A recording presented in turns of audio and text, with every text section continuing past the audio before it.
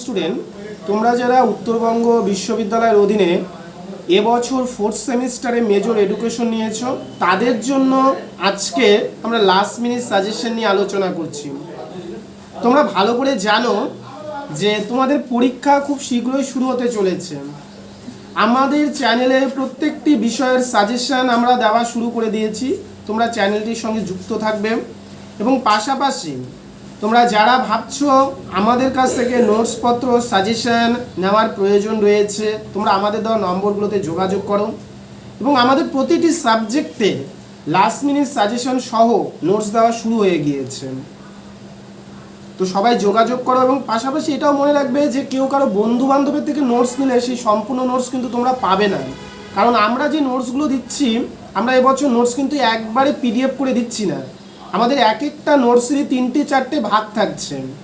তো তার জন্য কেউ যদি ভাবো যে বন্ধু বান্ধবের কাছ থেকে নোটস নিয়ে নিব, তোমাকে অর্ধেক নোটস দেবেন, শেষে গিয়ে দেখবে যে তুমি সেই কোশ্চেনের উত্তর যেটা এসেছে পরীক্ষায় সেটাই পাওনি। অতএব সামান্য মূল্যর বিনিময়ে তোমরা আমাদের দেওয়া নম্বরগুলোতে যোগাযোগ করে নোটসগুলো সংগ্রহ করবে। তো তোমরা 4th সেমিস্টারে মেজর এডুকেশনে 7 পেপারের জন্য এই প্রশ্নগুলো তৈরি করো। এর বাইরে তোমাদের কোনো প্রশ্ন থাকবে না। 12 জন্য কি প্রশ্ন পড়বে?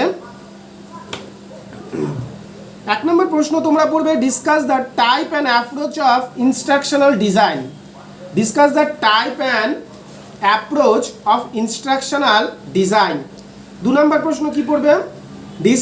Discuss the cycle of micro teaching and merit and demerits. খুব ভালো করে পড়বে, যে প্রশ্নগুলো আমি বলছি খুব কম প্রশ্ন বলবো, এর মধ্যেই তোমাদের থাকবে। তাহলে 2 নম্বর প্রশ্ন মাইক্রো টিচিংয়ের যে সার্কেলটা রয়েছে তাই সেটা পড়বে, মেরিট অ্যান্ড ডিমেরিটস পড়বে। 3 নম্বর প্রশ্ন discuss the nature of macro teaching, অর্থাৎ ম্যাক্রো টিচিংয়ের নেচার পড়বে এবং এর মেরিট অ্যান্ড ডিমেরিটস। দেখো ম্যাক্রো টিচিং থেকে অনেক প্রশ্ন আসতে পারে, কিন্তু আমি শুধু বললাম নেচার আর মেরিট ডিমেরিটস, আর মাইক্রো থেকে বললাম সাইকেল আর মেরিট ডিমেরিটস। ভালো করে পড়েন। 4 নম্বর প্রশ্ন কি পড়বে? Step of lecture method and is merit and demerits. Lecture method যে রয়েছে সেই লেকচার মেথড সম্পর্কে ভালো করে পড়বে। কি পড়বে?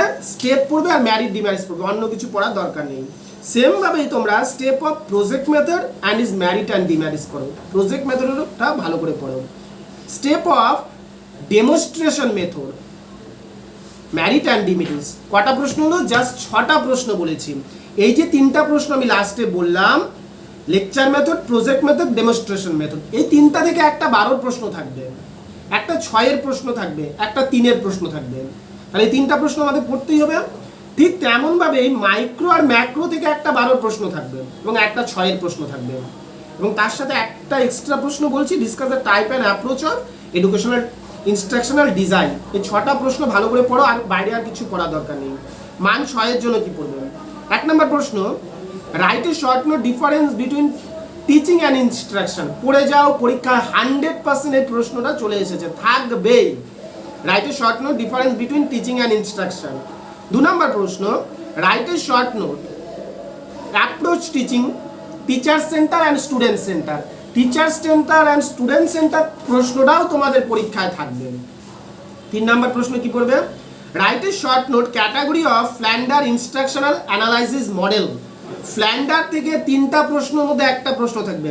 প্রথম হচ্ছে ফ্ল্যান্ডারের ইনস্ট্রাকশনাল অ্যানালাইসিস মডেল। সেমভাবে ফ্ল্যান্ডারের মতে write a short note category of good teacher by Flanders. সেমভাবে আরেকটা প্রশ্ন পড়বে ফ্ল্যান্ডার থেকে, advantage and disadvantage Flanders instructional analysis model. এই যে 3টা প্রশ্ন বললাম, 3টাই পড়ো। একটা তো 100% থাকবা, এমন হতে পারে 2টো প্রশ্ন একসাথে করে 12 দিয়ে দিয়েছে, তার মানে এই 3টা প্রশ্ন পড়তেই হবে আমাদের ফ্ল্যান্ডার থেকে। ফ্ল্যান্ডার ইনস্ট্রাকশনাল অ্যানালাইসিস মডেল, ফ্ল্যান্ডারের মতে গুড টিচারের কী কী ক্যারেক্টার্স থাকা প্রয়োজন এবং অ্যাডভান্টেজ ডিসঅ্যাডভান্টেজ। 6 নম্বর প্রশ্ন কি পড়বে? Write a short note nature of classroom teaching. এই যে ক্লাসরুম টিচিং যে রয়েছে, নেচার কি রয়েছে। নেক্সট পড়বে write a short note difference between traditional and constructed teaching. Traditional এবং কনস্ট্রাকশন যে টিচিং রয়েছে তার মধ্যে পার্থক্য পড়বে। Difference between micro teaching and macro teaching. Last প্রশ্ন, ম্যাক্রো আর মাইক্রোর মধ্যে কি পার্থক্য রয়েছে। তোমরা ভিডিওটাকে আস্তে আস্তে করে শুনবে প্রশ্নগুলো, এবং যাদের মনে হচ্ছে সাজেশনগুলো আমাদের প্রয়োজন রয়েছে, একদম উন্নত মানের নোটসের প্রয়োজন রয়েছে, তাহলে তোমরা আমাদের সাথে যোগাযোগ করে নোটসগুলো নেবেন। নেক্সট মান 3-এর জন্য কি পড়বেন? Concept of teaching, 2 number concept of instruction, 3 number concept of instructional design, 4 number concept of micro teaching. এরপর 5 number concept of macro teaching, 6 number concept of lecture method, 7 number concept of demonstration method, 8 number concept of project method. অর্থাৎ বড় প্রশ্নগুলো যে রয়েছে সেগুলোর কনসেপ্টগুলো পড়বো, তাহলেই হয়ে গেল। এর বাইরে তোমাদের কিছু পড়ার দরকার নেই, এই প্রশ্নগুলো ভালো করে পড়বে তোমরা। এবং তোমাদের আরেকটা কথা বলবে, দেখবে কিছু কিছু কলেজে বলে দিয়েছে যে যারা অ্যাসাইনমেন্ট লিখে জমা দিতে বলেছে সেখানে বলে দিয়েছে যে তোমরা চ্যাট জিপিটি বা গুগল কোথাও থেকে নোটস লিখলে সেটাতে 0 পাবে। অর্থাৎ ফাইনাল পরীক্ষাতেও যদি তোমরা এগুলোর উত্তর ভাবো যে এখান থেকে আমি গুগল থেকে লিখে নিব, তোমরা বলো যে একজন আমার বান্ধবী 80% পেয়েছে, কিন্তু আমিও তো সেম উত্তর লিখেছি, আমি 40%ও পাইনি, ফেল করে গিয়েছি। নোটসের কোয়ালিটি, নোটস যদি সঠিকভাবে না লিখতে পারো তাহলে কিন্তু নম্বর আসবে না। তার জন্যই আমরা বলবো আমাদের দেওয়া নম্বরগুলোতে যোগাযোগ করে তোমরা নোটসগুলো অতি শীঘ্রই সংগ্রহ করবেন, কারণ এর পরের মাসের হয়তো 20 তারিখের থেকেই পরীক্ষা শুরু হওয়ার কথা রয়েছে। সবাই চ্যানেলটির সঙ্গে যুক্ত থাকো। ধন্যবাদ সবাইকে।